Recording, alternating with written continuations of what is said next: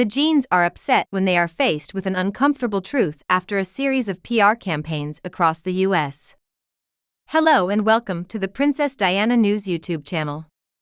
The harsh reality of Meghan and Harry's life has come out after some videos of the two on social media. But first of all, I want to say a big thank you to everyone who comments on our videos. Honestly, I feel that interacting with you has made my whole life more interesting, so I will try to do it more. We will learn the comments from the video from Meghan, which starts in the game of Hollywood. The first thing that struck me was the tribute to Queen Elizabeth. I've commented on her stuff before. So this reviewer said, "Be careful. Royal member." For a year, she was apparently Markle and Harry's source of drugs and helped the children earn royal titles. Evidence suggests it wasn't just the two of them who were in trouble. She is much smarter than Markle. Yes, I've always felt that Doria is threatening to her now. She has a history of drug use, and she's the one who supplied Harry with all those drugs. So I'm guessing she has extrinsic motives, which doesn't do the royal family any favors. We can be sure. Then I saw some comments from two different users, both named Jane, side by side. Anyway, good luck. So here's the explanation I'm reading for you all. Doria can date anyone, but that will never be enough to overcome being Meghan. Meghan, her personality, her terrible voice and her choice of clothes that show her age. He is a liar. Integrity and honesty do not compromise with him, and frankly he gives the kiss of death to any project he is associated with. Couldn't have put it better myself. Thanks for your comment, and I wonder what you want to do with Doria? It's really a last-ditch effort, or at least I hope so, because maybe it means she's leaving soon. And then a user named Pippi tells us that the photographer was walking around taking pictures of the attendees and Kris Jenner said she didn't know him. I hope it's true. I mean, if Kris Jenner knew Meghan, I still don't think she would want any of her family involved with her. So other people are also talking about it in the comments. I think that's right. After all, the Kardashians are incredibly successful and smart businessmen. For all their problems, they don't want to join Meghan and Harry. And then I want to respond to a slightly negative comment. So someone called Karen says, if you hate Meghan and Harry so much, why post these? Do you think this is what everyone always wants to hear? First of all, my dear Karen, with all due respect, no one is forcing you to listen to our channel. If you don't like it, you can skip it because it's wrong.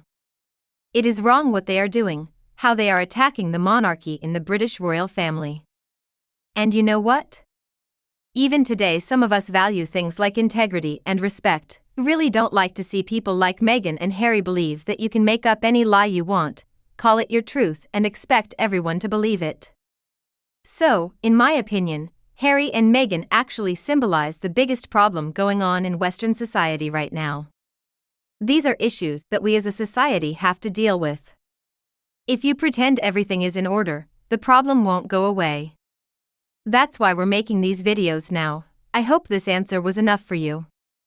But again, if you find my videos distasteful or offensive or whatever, choosing not to watch them doesn't hurt my feelings. Now back to the news we have to talk about. So Harry, the party boy, the proud selfless soldier, the founder of the Invictus Games and the lover of soapboxes, the newly married HRH, who is sick, self-possessed. Well, for 2 decades we have watched the development of Harry and it has been a beautiful empty street of time, but today get ready for the last edition of 38 years.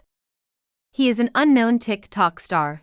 Meghan and his mother attended a service of about 70,000 people last Friday night. They went into the alley.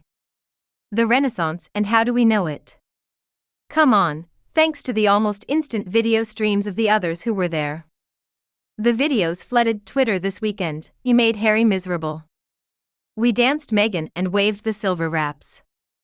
We saw the two enjoying some awkward moments. We got to see Meghan dance from a different angle and look even more silly while doing it, and we got to see them hug for a slow number. We could see Meghan and Harry appearing on someone's video call, which was amazing. You got to see it again and again and shot from so many different angles now. Based on the available evidence on social media, it looks like the people who were attending the concert around Meghan and Harry's private box spent a lot of time that evening with their iPhones focused on Meghan and Harry, instead of Bianca, who I thought they were there to see. What is interesting here is not what these videos are showing, but the number of them. And here is the moral of the story in the US for the gruesome: it's not just the paparazzi. They got to worry about breaching their privacy or recording their every move, but every single one of the 310 million people who have smartphones. So let's think back to June when another of the king's sons decided to go out dancing. Prince William decided to put on his dancing shoes and he went with a bunch of his old friends, going as far as Camden for a night at the Coco nightclub. Just learned that William's crazy dance night was to be credited. They managed to capture 4 nearly identical photographs of William standing and holding a drink. OMG. What a scandal. And then there's one of my favorite recent royal stories, which is Catherine's latest party. She attended her very first music festival, the very upper-class 24-hour music festival at Houghton Hall, in August. In spite of Catherine having to find her way through a crowd of 10,000 people, only a single person managed to get a photo of her and then put it up on social media. What the whole pile of Meg and Harry videos really show is the difference in the public attitudes in the US versus the UK and the UK.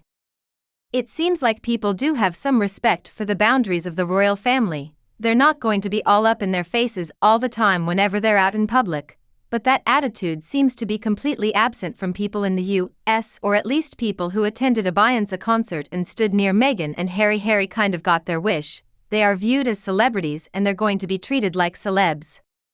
But back in Britain there is a much higher degree of respect for members of the royal family, and there is kind of an unspoken understanding that they have the right to live their off-duty lives. Unbothered, Harry and Meghan lived together in Britain for about 2 years, from late 2017 until early 2020. And I cannot recall one single photo or video shot by a bystander of Meghan and Harry showing up anywhere, and we can say the same for the Wales family. And my last almost 5 years of spending a lot of time staying abreast of every single development emanating from Buckingham Palace and any bit of new information about the royal family. I've only ever come across a handful of iPhone photos or videos of William and Catherine and their children. So there is a photo that looks like it was taken out of a bus window at traffic lights showing the princess and her 2 elders eating ice cream.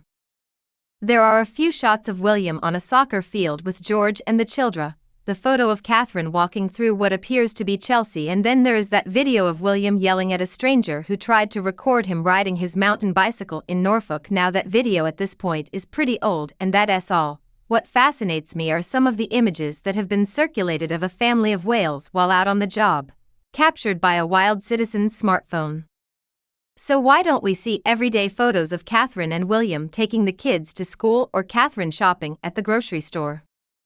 Well, this can all be explained by the British attitude towards the royal family.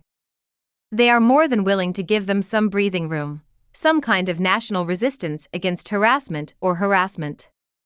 There is an underlying belief that they deserve to be left alone. And what about my country? Well, I'm afraid the relationship just doesn't exist. You see, in America there is no longer this story of royal people becoming famous.